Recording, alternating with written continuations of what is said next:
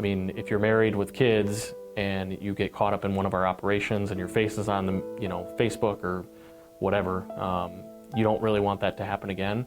So we're not seeing a whole lot of repeaters since the beginning of the year since we've started this, because I think they're probably starting to pick up on that, okay, well, once was on the news was enough for me. I don't want to get my family embarrassed again, so. Demand is getting bigger for younger aged girls, victims, boys. So that demand is being filled. So the strip clubs, it's all part of the production. The movies, the girls are getting younger. The strip clubs, their demand is for younger dancers. Viewing it online, any of that. It's kind of like that saying, like, once you know about it, you can't ignore it kind of thing. And so I think awareness is just so important. And if we could just get everyone just to have that little piece in their ear, like, this is happening, and even for them to say it to their friend and to say it to their friend, just raise that awareness, because as awareness is being raised, demand is going to be, that supply and demand chain is going to be broken, which I think is so important, because if there was no demand, there'd be no supply.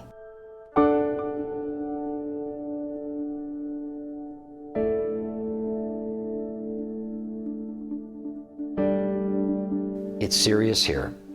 Because of that, we wanted to do something.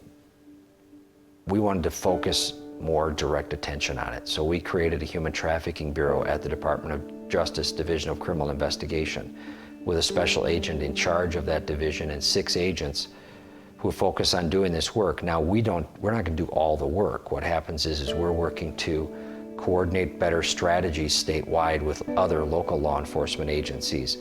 We're doing training. We're providing resources when we can. I do wholeheartedly support the Attorney General's efforts to raise attention and to educate law enforcement. What I hope is that educational effort by those 7 agents that are hired is culturally informed, is trauma informed, and involves all of the others of us doing the work on the ground in the community who see all the downstream consequences that could inform law enforcement's response on the front end. Recently we've been trained to team up with the Cook County Sheriff's Office on the National John Suppression Initiative. Basically, years ago, it was seen as, sex trafficking, or not sex trafficking, but prostitution was seen as taboo, and it was the girls that were the issue. So it was ticket the girls, take them to jail, but we saw all that really did was it forced them back out onto the track or the streets or the hotels, because if you gave them a $1,000 ticket, what are they going to have to do? They're going to have to go get more dates to pay for that ticket and or sit in jail for that. So over time, we've realized that doesn't really work. So now we've moved on to what we call demand suppression, and that's where the NJSI, which is the National John Suppression Initiative, comes into play, and we're actually targeting the Johns in the sense of if we don't have the buyers of sex trafficking, then we don't necessarily have the problem of sex trafficking. It's not a matter of just arresting our way out, although there are people we need to arrest. There's also going to have to be the service to the survivors aspect. There's going to have to be the public awareness and prevention campaign. All of those things, law enforcement, treatment, prevention and awareness, all those pieces have to be working together if we're going to solve this. It has to become something that citizens in Wisconsin understand is a scourge, that it's modern day slavery, that this isn't harmless. It's not someone who's doing something out of their own free will to make money. Kids are being sold for sex, really. Kids are being exploited all throughout this country, and we want to do our part to end child sexual exploitation here in the greater Milwaukee area. Shifting the perspective to there's a lot more under the surface that we don't ever get to see and we don't talk about, and it's coercion and it's abuse and it's emotional abuse and physical abuse and threats and all of these things. And there's always that element of sexual abuse and sexual violence, and we just don't talk about that.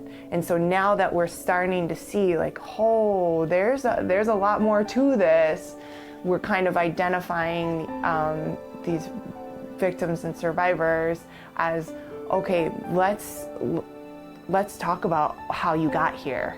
Let's talk about all of those things that you had to go through, and all of this trauma that you had to go through. How did you get here? It's going to take a gentle touch to convince a trafficking victim to work with us, to come to us, to trust us, and to know that we're in this for the long haul with them. And that's all part of the training for law enforcement. And we've worked very hard to try to coordinate the resources statewide, because we know that if we expect a survivor of human trafficking to trust us and to work with us to get them back to safety again and go after the trafficker, we know that this isn't just giving them someplace to go tonight or this weekend or the next week, that this is going to be a relationship that's going to go for 6 months or a year or maybe longer, where we're going to have to get them back to being a productive citizen again. You have to kind of deprogram them. They have been living in fear and under threat and coercion for so long that they can't just snap their fingers and be all fine. And so we have to commit that we're going to be with them for the long haul. I've watched survivors, and it's a struggle to live every day. They challenge themselves to live another day. And sometimes they can go for many weeks without having to do that. Suddenly something triggers them, and they're questioning whether it's worth living.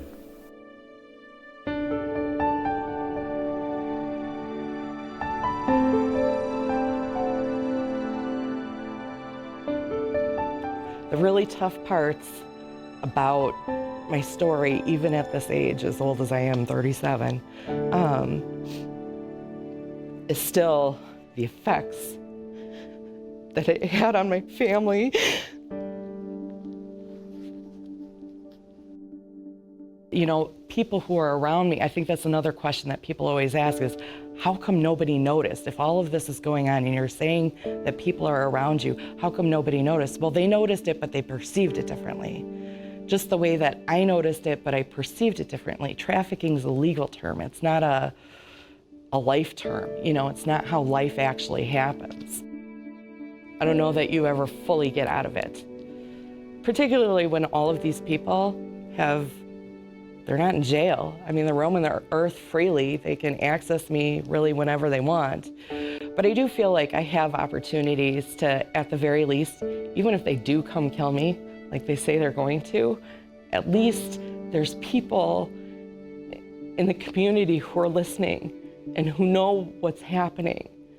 And even if they kill me, at least the truth is real to people.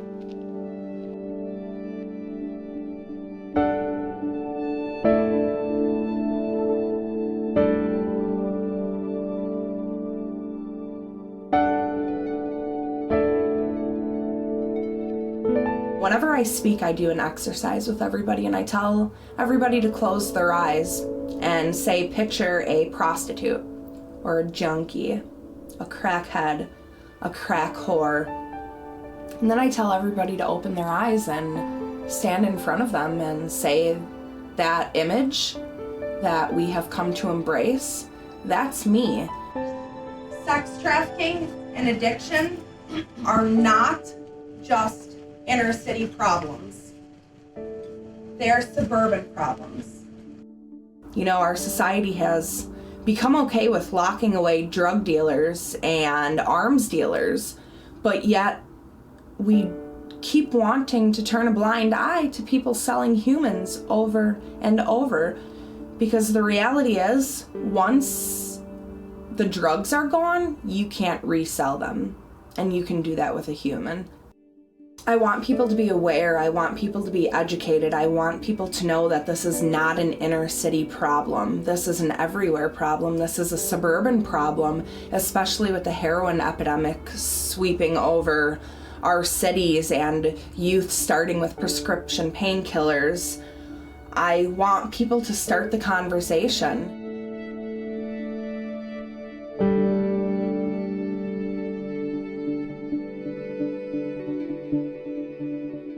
Look for the clothing. Look for, are you in a convenience store and you have a girl and guy together and the girl is just like walking behind the guy, not talking to anybody, head down, looks scared, looks nervous, and then the guy is making all the decisions of, you know, and yeah, obviously we all know that as a couple, if you go into the gas station or something, the guy's, well, old school is the guy's supposed to pay and whatnot, so we're not saying that, but look at her demeanor. Does she have bruises? Does she have a black eye? Is she walking behind this guy, you know, just not looking at anybody, not paying attention to anybody? And, you know, if you bump into her, if you say hello or something and she just looks down and doesn't talk to you, that's because she doesn't have permission to talk to you. That's how these power and control pimps work, is they don't want you looking at somebody, talking to anybody. You can look for the girl who is walking in the mall with her friends, maybe a couple steps back from everybody, keeping her head down. You can look for the victim who is with an older man or older boyfriend. Befriending them, hanging out with me, I'll take care of you, I'll give you rides, let me buy you some stuff, and they just, that trusted adult. And so it's like just understanding what it looks like is really that and protecting those young kids, you know. It's important for people to pay attention to what's going on around them, not just for this, but for all crimes. Pay attention to suspicious vehicles. Pay attention to suspicious people. Why are they in the neighborhood? Are they normally in the neighborhood? Are they frequenting that maybe certain times of day, certain times of the week? Is it unusual? Those are things that we want to know. Those are the things that if it looks weird to you and out of place, then it is.